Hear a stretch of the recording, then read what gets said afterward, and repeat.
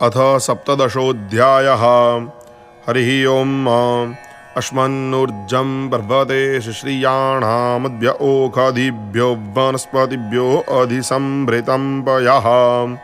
तन्न इखमूर्जन् दत्तमरुतः सगुरराणा अस्मंस्ते क्षुन्मयित ऊर्ग्यन् द्विखमस्तन्तेषु गृच्छतु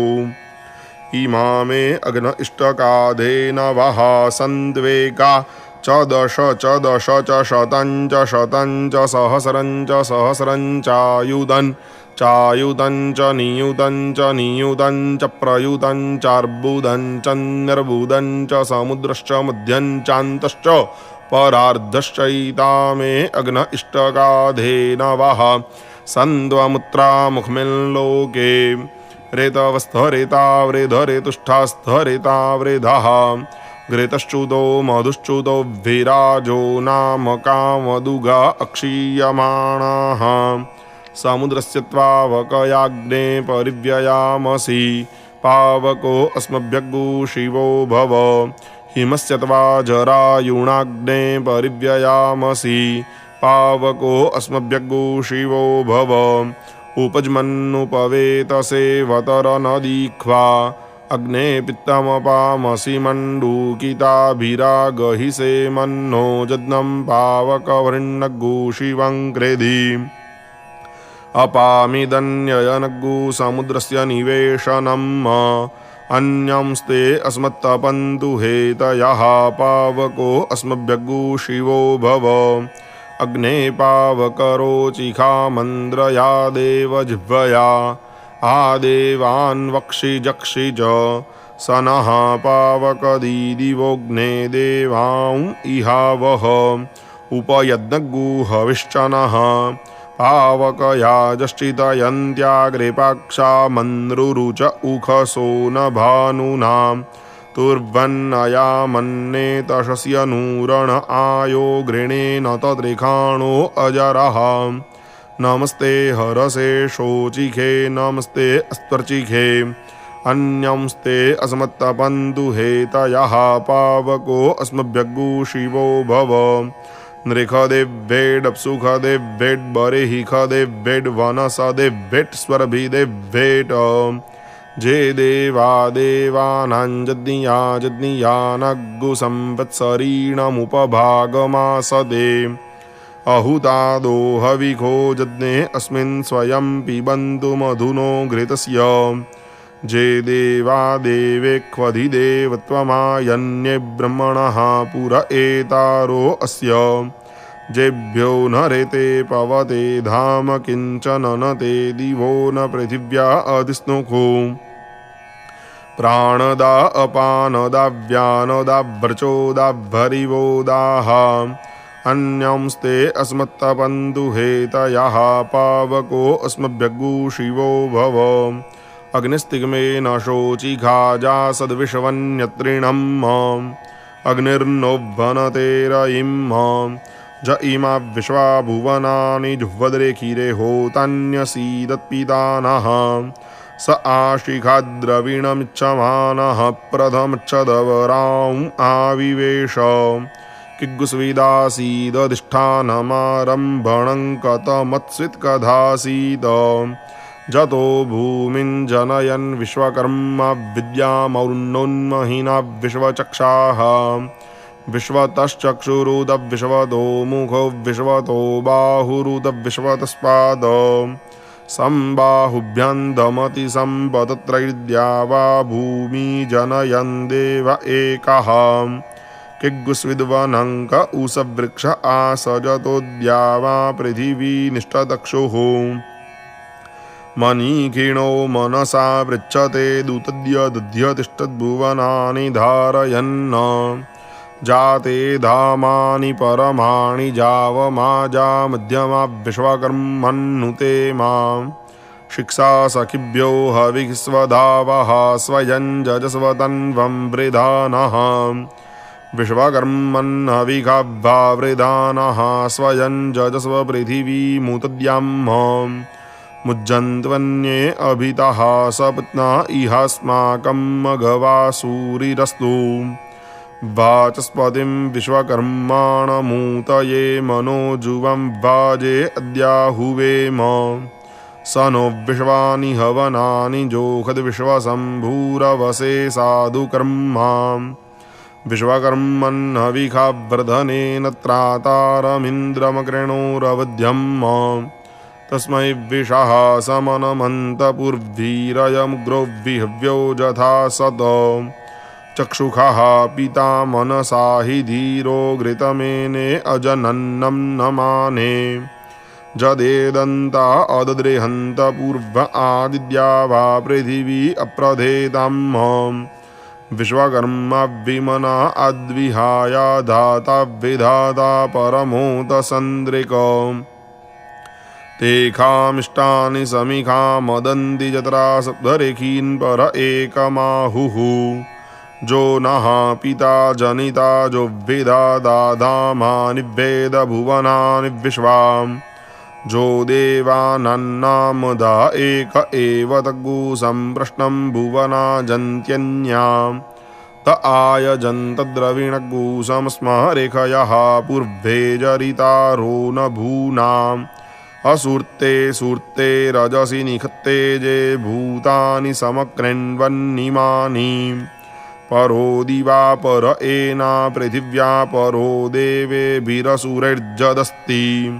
कग्गुस्विद्गर्भं प्रथमं दध्र आपो जत्र देवाः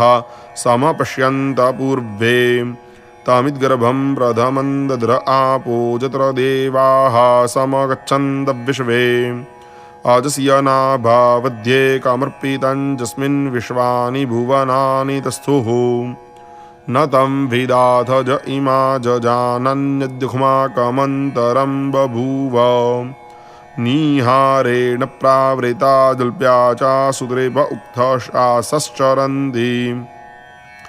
विश्वकर्मा जजनिष्ठदेव आदिगन्धर्वो अभवद्वितीयः तृतीयः पिता जनितौषधीनामपाङ्गर्भं व्यदधात् पुत्राम् आशुः शिशानो वृषभो न भीमो घनाघनः क्षोभणश्च रेखणीनाम् संक्रन्दनो निमिष एकवीरः शतगुसेना अजयत्साकमिन्द्रः संक्रन्दनेन निमिषेण जिष्णुना जित्कारेण दुश्चवनेन दृष्टुना तदिन्द्रेण जयत तत्सध्वञ्जुधो नर इखुवस्तेन वृष्णा स इखुवस्तैः सनिखङ्गिर्वशी सग्गुसृष्टा सयुध इन्द्रो गणेन सग्गुसृष्टजित्सोमपाबाहुश्रुतिग्रधन्वा प्रतिहिताभिरस्ता बृहस्पते परिदीयारथेन रक्षोहामित्राम् अपबाधमानः प्रभञ्जन्सेनाः प्रमृणो जुधा जयन्नस्माकमेध्यवितारथानम् बलविज्ञायस्तवीरः प्रवीरः सहस्वान्वाजी सहमान उग्रः अभिवीरो अभिसत्वा सहो जाजैत्रमिन्द्ररथमातिष्ठ गोत्रभिदं गोविदं वज्रबाहुञ्जयन्तमजमप्रमरिणन्तमोजसा इमग्गूसजाता अनुवीरध्वमिन्द्रगूसखायो अनुसग्गूरब्ध्वम्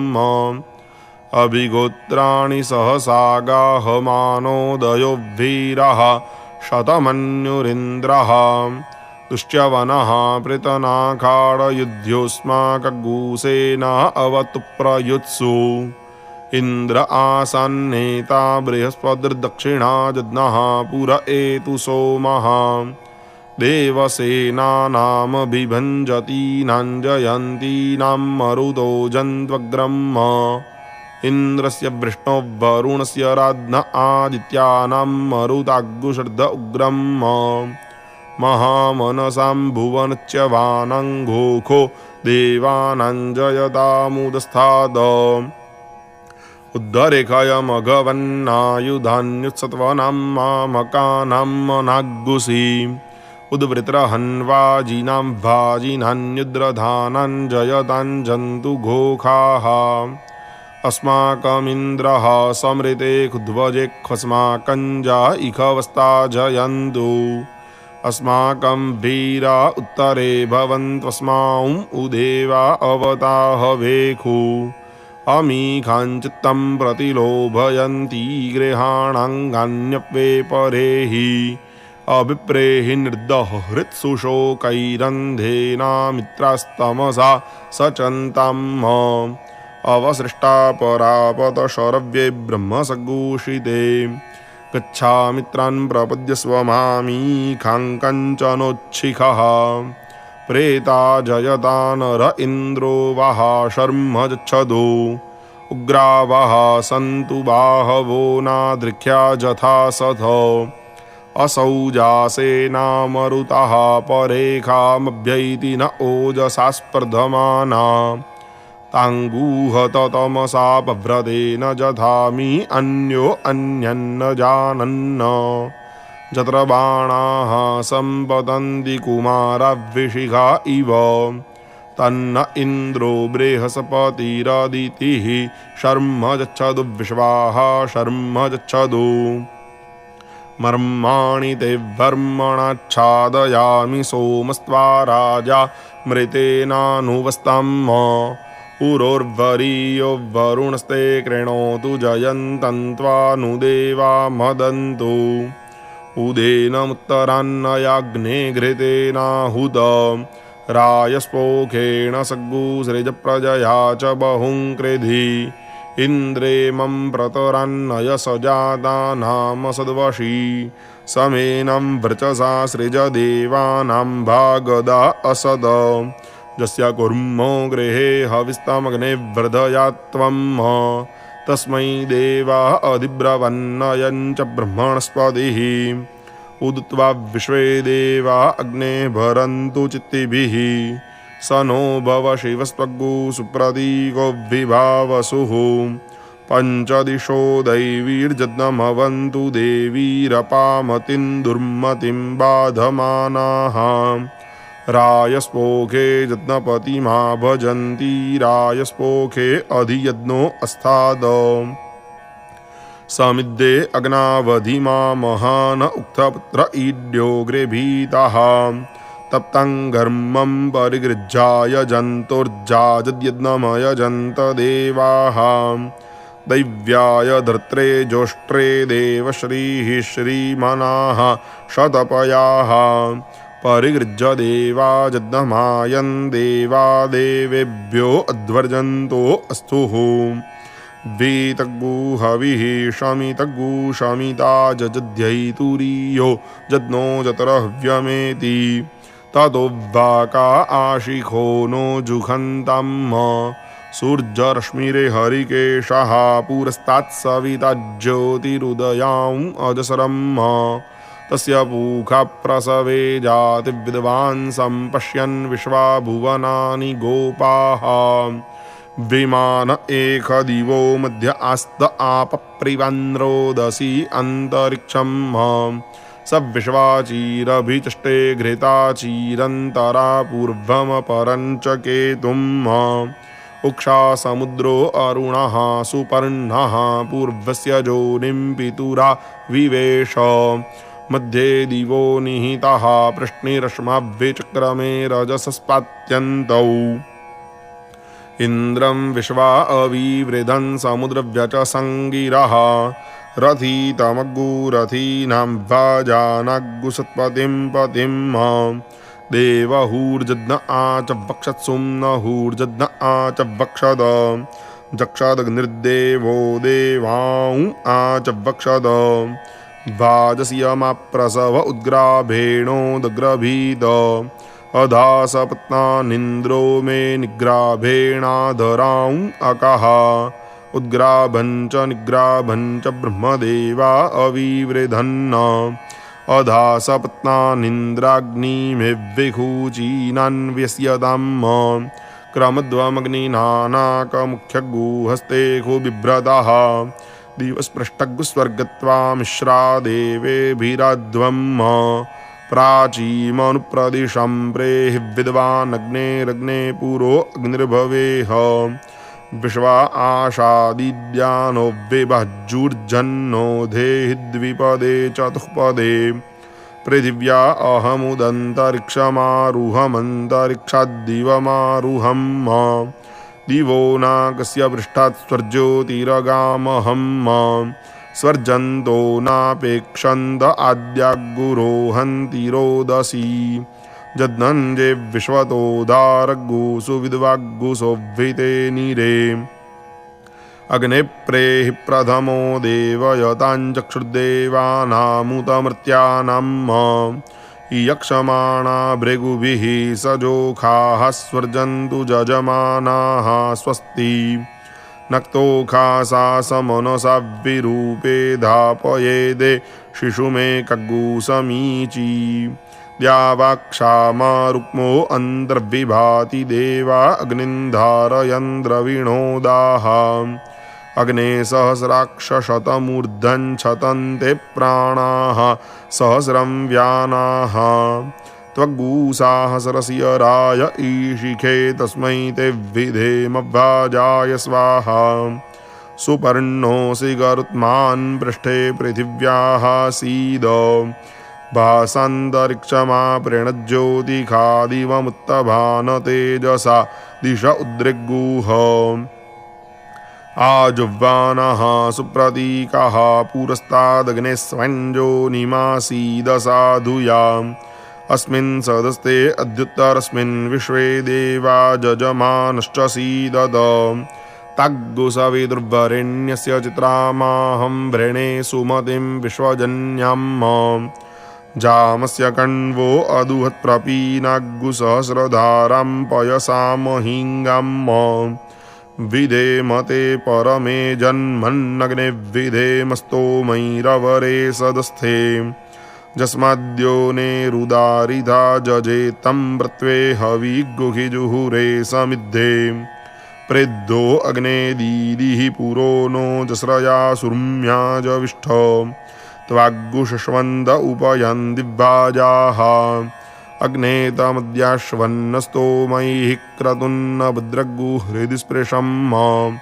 हृद्यामात ओहैः चित्तिञ्जुहोमि मनसा घृतेन जथा देवा इहागमन् वीतिहोत्रा ऋतावृधः पत्ये विश्वस्य भूमनो जुहोमि विश्वकर्मणे विश्वाः दाभ्यगुहविः सप्तते अग्ने समिधाः सप्तजिह्वाः सप्तरेखयाः सप्तधामप्रियाणि सप्तहोत्राः सप्तधात्वा जजन्ति सप्तजोनीरा प्रेणस्वघृतेन स्वाहा शुक्रज्योतिश्च चितरज्योतिश्च सत्यज्योतिश्च ज्योतिषमांश्च शुक्रश्च ऋतपाश्चात्यगुहाः ईद्रें चान्याद्रें च सदरें च प्रतिसदरें च मितश्च सम्मितश्च सभराः रेतश्च सत्यश्च ध्रुवश्च धरुणश्च धर्ता च विधर्ता च विधारयः रेतजिच्च सत्यजिच्च सेनजिच्च सुखेणश्च अन्ते मित्रश्च दूरे अमित्रश्च गणः ईदृक्षास एतादृक्षास ऊहुणः सदृक्षासः प्रतिसदृक्षास एतन मितासश्च सम्मितासो नो अद्य सभरसो मरुतो जज्ञे अस्मिन् स्वतवांश्च प्रघासी च सान्तपनश्च गृहमेधी च क्रीडी च शाकी चोज्जेखी इन्द्रं दैवीर्विशो मरुतो नुवर्त्मानो भवन्यथीन्द्रं दैवीर्विशो मरुतो नुवर्त्मानो भवन्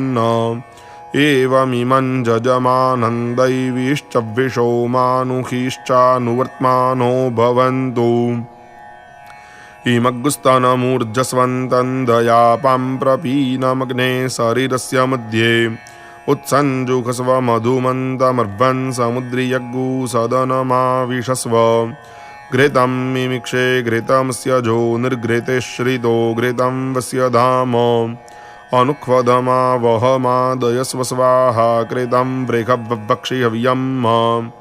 समुद्रादुर्मिर्मधुमाम् उदारदुपाग्गुषुना सममृतत्वमानट घृतस्य नाम गुज्जञ्जदस्ति जिह्वा देवानाममृतस्य नाभिः वयन्नाम प्रब्रवाम घृतस्यास्मिन् यज्ञे धारयामा नमोभिः उपब्रह्मा शरणवत्सस्य मानं चतुः शृङ्गो वमिद्गौर एतत् चत्वारि शृङ्गात्रयो अस्य पादाद्वे शीरेखे सप्तहस्तासो अस्य त्रिधा बद्धो वृषभोरोरवीति महो देवो मर्त्याम् आविवेश त्रिधा हितं पाणिभिर्गुज्यमानं गविदेवासो घृतमन्वविन्दन् इंद्र एकग्गु सूर्य एकञ्जजानभ्येनादेकग्गुसवदया निष्ठतक्षुः